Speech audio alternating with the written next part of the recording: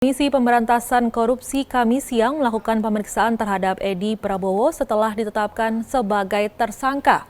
Pemeriksaan ini merupakan pemeriksaan lanjutan terkait kasus korupsi benih lobster yang dilakukan Edi Prabowo. Setelah menetapkan Edi Prabowo sebagai tersangka dalam kasus korupsi ekspor benih lobster pada Rabu malam, Kamis siang penyidik KPK kembali memanggil Edi Prabowo.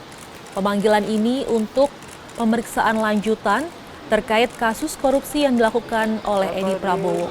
Selain pemeriksaan kasus korupsi benih lobster, tim kesehatan KPK juga melakukan tes kesehatan terhadap Edi Prabowo.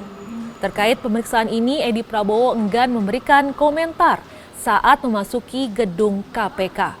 Sementara itu, dalam kasus ini, Edi Prabowo telah menggunakan uang sebesar 750 juta rupiah dari 3,4 miliar rupiah uang korupsi yang ia terima.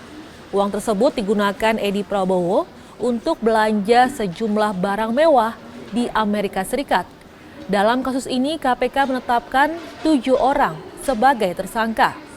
Pada Kamis, Ketua Harian DPP Gerindra Sufmi Dasko Ahmad menyatakan telah menerima surat pengunduran diri Edi Prabowo sebagai Menteri KKP.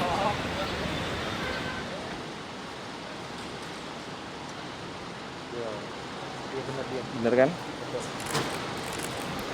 Presiden Joko Widodo menyatakan menghormati proses hukum yang berjalan di Komisi Pemberantasan Korupsi terkait dugaan suap komoditas perairan benih lobster yang menjerat Menteri Kelautan dan Perikanan Edi Prabowo.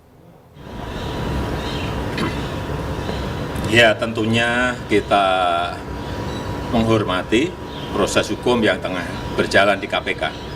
Kita menghormati. Dan saya percaya KPK bekerja transparan, terbuka, profesional. Pemerintah konsisten mendukung upaya pencegahan dan pemberantasan korupsi.